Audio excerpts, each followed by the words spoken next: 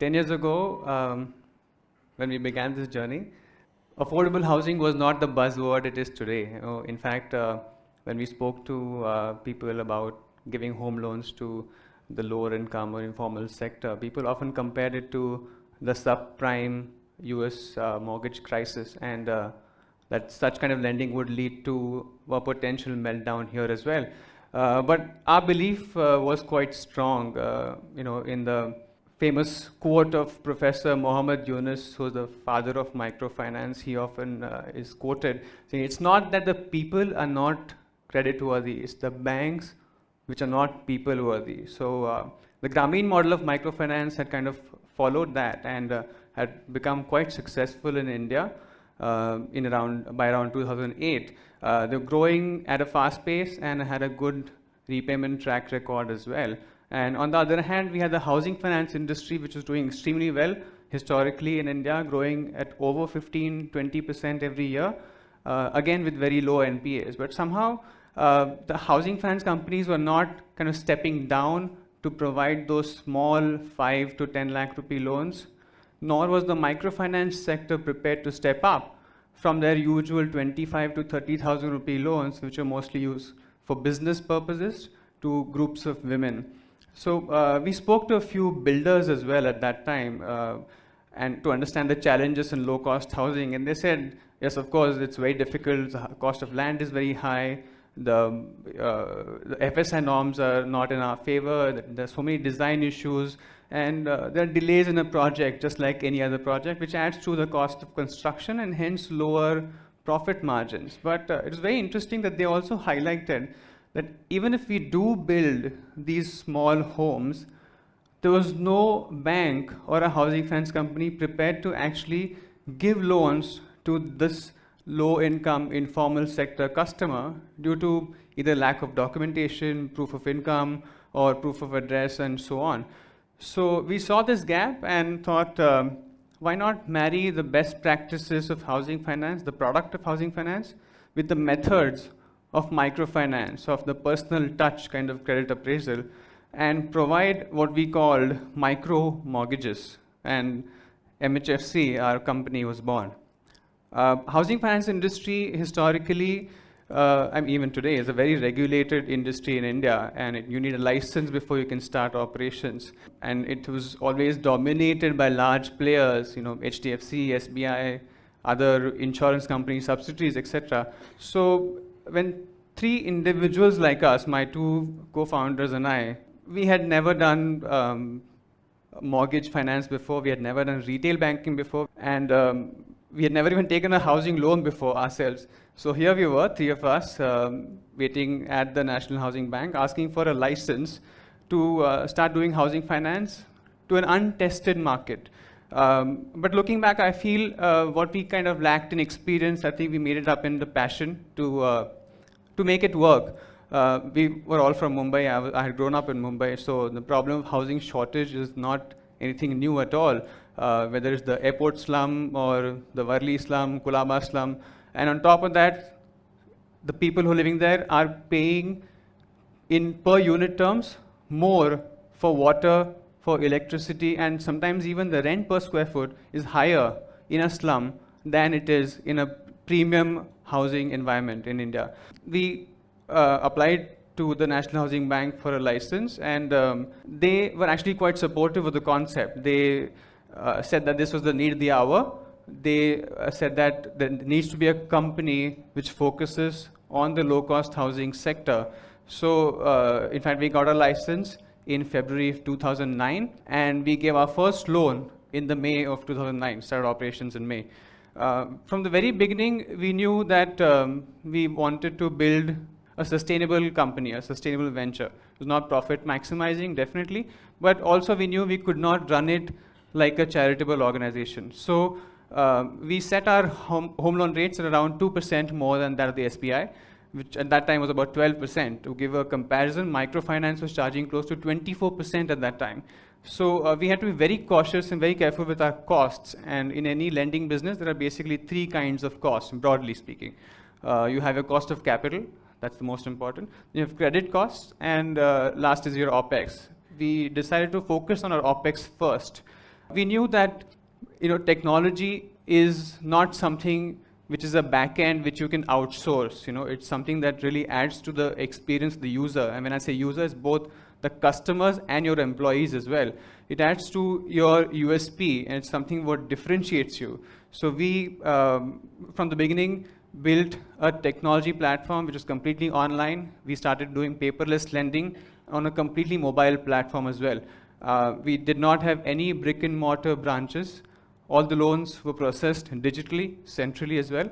The loans were disbursed to builders electronically into designated bank accounts even before RERA was in place. This is back in 2009. And we made the customers open bank accounts as well. This required a lot of counseling because people, especially in this cash-driven economy, are not very used to saving their small savings in bank accounts. So this helped us collect the EMIs through the ECS clearing. So our system today captures close to 200 objective data parameters along with media like photos, videos, and audio interviews like the one we saw right now, and even GPS coordinates to easily verify customers' locations. With 10 years of data like this, we are ideally placed to leverage and exploit new modern techniques like machine learning and artificial intelligence to better predict customer behavior. Although technology was very important for our credit appraisal, we knew we could not let that come in the way of the personal touch that we wanted to maintain with our customers. So even today, our field officers would go out in the field, meet with the bhajiwala, understand their business, understand who they're buying from, who they're selling to, get a guess on their profit margins, and ultimately derive their cash flows. It's a very physical verification driven approach. We mandate every field officer to visit the current home of the customer as well, because that plays a very important role in assessing why the customer needs to buy the home. So we assess the customer on two fronts really, ability to pay and the willingness to pay, and we give equal weightage to both. So as a result of this model, we were able to achieve kind of a doorstep banking experience as far as the customer was concerned, and a very rich on-field-like experience for the credit committee who's sitting back in office, approving loans on their computer or sitting at home approving on their iPads as well. We made sure we follow a very conservative credit policy. We always ensured or encouraged customers to put in more down payment and borrow less, which is slightly counter to a financial institution. We would make more money if we give more loans. But that's how it was, because we wanted the loans to be more affordable. We wanted the installment to the income ratios to be affordable to the customers as well. I'm actually quite proud to say that this last fiscal year, we ended with an NPA ratio of under 1%.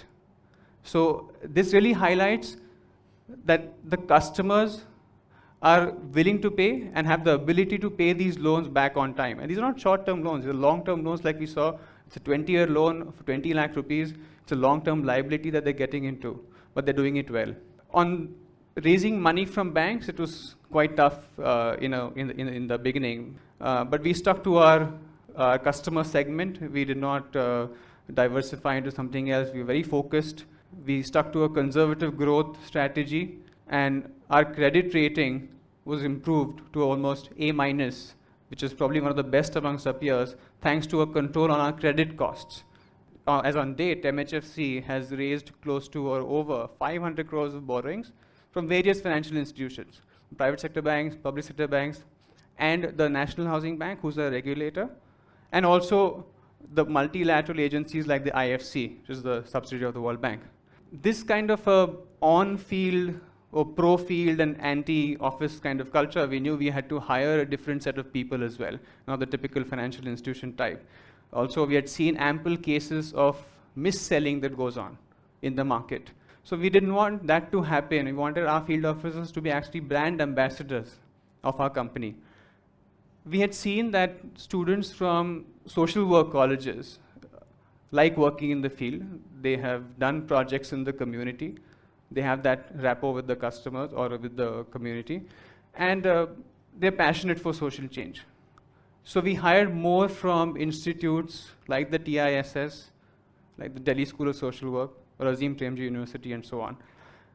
In addition to that, because we were very new ourselves to the sector, we were always open for new ideas, to try new things out. So it led to a very open office kind of culture in terms of flat, no hierarchy kind of behavior, which was quite nice to have.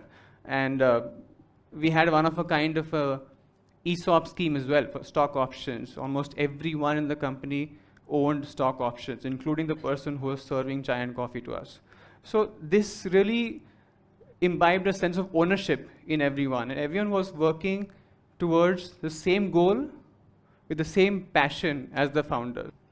In terms of impact, I mean, every single loan that we did, we helped a family move from a slum or a chawl into an apartment of their own. So, and we did 20,000 such loans, right? At about 5 people per household, that's impacting about 1 lakh people. Actually, it's not just that, because when we started, we were the only ones who's doing this kind of low-cost housing finance. And about 5 years into it, people saw that this is actually being successful. People are paying their loans back on time. So today, there are at least 15 more housing finance companies which have come up into the sector. And they are themselves going to do 10, 20, 30,000 loans. And selfishly, I would like to take some of the credit of that as well to our team at MHFC. With so many housing finance companies now into the segment, builders have got that confidence that if they do build these apartments, there are banks who are willing to fund this customer segment. So today, affordable housing is like a recession-proof business and everyone wants to enter it. It's not like that when we started, actually. About a month ago, we got acquired by one of the most prominent industrial families of the country. And this is actually one of the best compliments that any entrepreneur can get. Obviously, letting go is tough, it's raw creation. But it shows that we built something which was of as much value to us as to such a large and accomplished industrial house. With their unparalleled access to funds and ability to reach new customers, I think MHFC can grow to heights that we could never imagine. So we are very glad to hand our baby, so-called, into the right people. We stumbled upon this market-driven solution for a social problem. This about 10 years ago. It was a crazy idea that led to a business plan in an Excel sheet, which led to us raising capital, then building the company, scaling it up profitably, and eventually getting acquired. It's a long journey. Obviously, there are ups and downs in this journey, but one thing was always constant: the satisfaction of helping 10, 20, 30 families buy their own homes, buy their own dream homes, every single day that we were in office.